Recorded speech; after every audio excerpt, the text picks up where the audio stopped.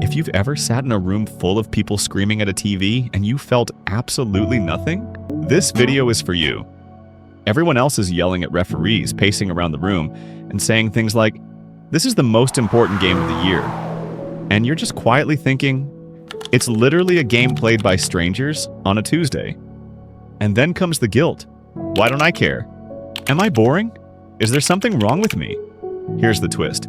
Your brain might actually be doing something very healthy and very intelligent. You're not broken for not obsessing over sports. In some ways, you're just playing a very different psychological game. So let's break down the psychology of people who don't care about sports, why your brain doesn't light up the way other people's do, and how this actually reveals a lot about your personality, your values, and even your emotional strengths. Stay until the end, because we'll flip one of the biggest myths about boring non-sports people into one of the most underrated advantages you probably have. Part 1. You're not missing a sports gene. You're prioritizing differently. Let's start by normalizing this. In countries like the US, sports can feel like a personality trait. But surveys consistently show that a huge chunk of adults simply don't care. In some polls, roughly 1 in 3 adults report little to no interest in sports. So if you're indifferent, you're not a rare alien. There are millions of people quietly thinking, I don't know the rules, I don't know the teams, and honestly, I'm okay with that. What's actually happening is less I lack passion and more my brain doesn't get its meaning from this. For a lot of fans, sports are about belonging. Teams become modern tribes, same colors, same slogans, same enemy. That sense of these are my people lights up parts of the brain linked to identity and social bonding. If you don't obsess over sports, your brain might not be as pulled in by this group identity. You may not get that emotional high from us versus them. Instead, your mind might care more about personal connections, ideas, stories, or solitary interests. You're not emotionless. Your emotions are just hooked into different things. Part 2. The dopamine roller coaster you're not riding. Now let's look at what happens in the brain during a game. Sports are built on uncertainty. You don't know who's going to win. You don't know when the next goal, point, or mistake is coming. That unpredictability is exactly what the brain finds exciting. When your team is playing, the brain releases dopamine, the same chemical involved in anticipation and reward. Every close call, every almost goal, every replay is like a tiny what-if hit. For some people, this becomes a full emotional roller coaster. Heart racing, shouting, pacing, sometimes even crying. If you're not obsessed with sports, your brain simply doesn't treat those moments as emotionally meaningful. You might watch a close game and think, hey, that was kind of interesting, but you don't feel that intense surge in your body. Your system might be wired to prefer emotional stability over manufactured highs and lows. You don't want your entire mood for the day riding on what a group of strangers did on a field. That doesn't mean you lack intensity. It often means you reserve intensity for things that feel personally connected to your life. People who are less pulled into this cycle often end up with a more stable emotional baseline. Fewer big crashes when a team loses. Fewer spikes of anxiety over something they can't control. That's not a flaw. That can be a form of emotional self-protection. Part 3. Where your empathy actually goes. One thing that often gets misunderstood is empathy. Sports fans can look incredibly emotional. They shout, they cry, they say things like, "We deserved that win." From the outside, you might look calm, detached, even cold by comparison. But empathy is not about volume. It's about where you choose to invest your emotional energy. Everyone has a limited emotional budget.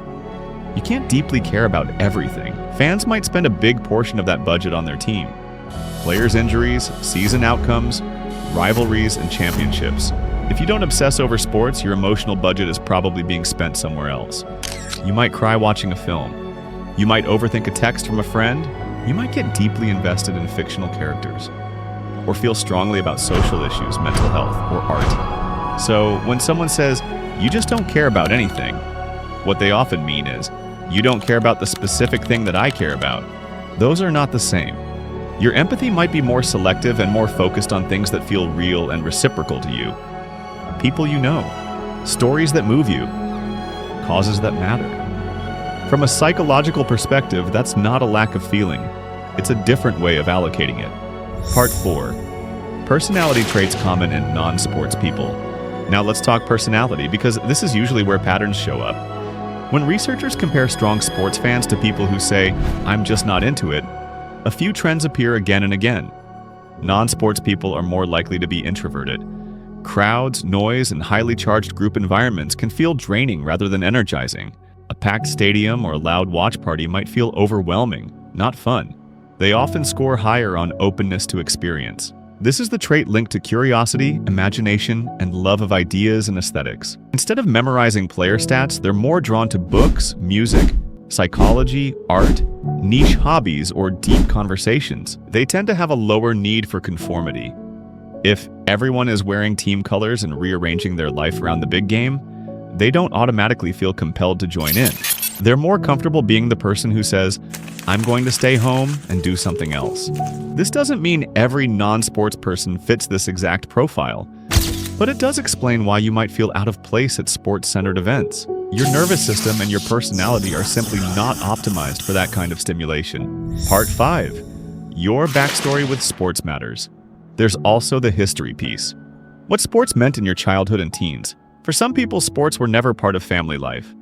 No one watched games, nobody cared about teams. Weekends weren't built around schedules and tournaments. In that kind of environment, your brain simply didn't learn to associate sports with bonding or fun. You found your identity in other things. For others, the story is the opposite. Sports were everywhere, but not in a good way. Maybe you were forced into teams you didn't enjoy. Maybe gym class meant embarrassment, pressure, or bullying. Maybe you were compared to more athletic siblings or classmates. Maybe a coach or parent tied your worth to performance. In those situations, your brain can quietly file sports under stress, judgment, competition, or "I'm not good enough."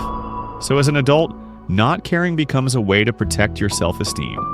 You're choosing spaces where you're not constantly evaluated. So if you feel a little defensive when people push sports conversations on you, that might be your nervous system remembering how it once felt in those environments. Your indifference can be part disinterest, part self-preservation. Part 6. The quiet superpowers of not obsessing over sports. Now for the part that doesn't get talked about enough, the advantages. Your mood isn't held hostage by a scoreboard. When a team loses, some fans can be upset for hours or days. If you're not invested, your emotional state doesn't swing up and down with every game. Your well-being is less dependent on things you can't control. Your identity is built on what you do, not what a team does. There's a concept in psychology called basking in reflected glory, feeling successful because your group succeeded. People who don't obsess over sports are usually less reliant on this. Your sense of self-worth comes more from your own growth, your relationships, your choices. You have more bandwidth for other kinds of meaning.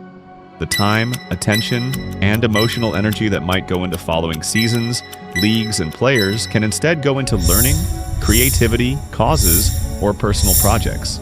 You're still seeking meaning and excitement, just in different places. You're practicing quiet independence. In many cultures, especially for certain genders, liking sports is almost expected. Choosing not to fake enthusiasm is a subtle act of self-respect. You're allowing yourself to be honest about what you do and don't care about, even if that makes you the odd one out in some rooms. None of this means sports fans are wrong or unhealthy. Many people have a perfectly balanced relationship with sports. The point is, your lack of interest is not proof of being dull or emotionally limited. It often reflects emotional stability, independent thinking, and a different way of building meaning. Part 7. You're not broken. You're just playing a different game. So if you've ever felt like the weird one who doesn't care about the big game, here's the reframe.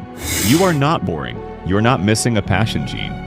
You're not failing some social test. You are someone whose brain, personality, and history have combined to say, "My energy belongs somewhere else." Maybe your big game is your creative work. Maybe it's your friendships. Maybe it's your inner healing. Maybe it's a world you disappear into when you read or create. Whatever it is, it's just as real and just as valid as a stadium full of people chanting the same song. I'd love to hear your story.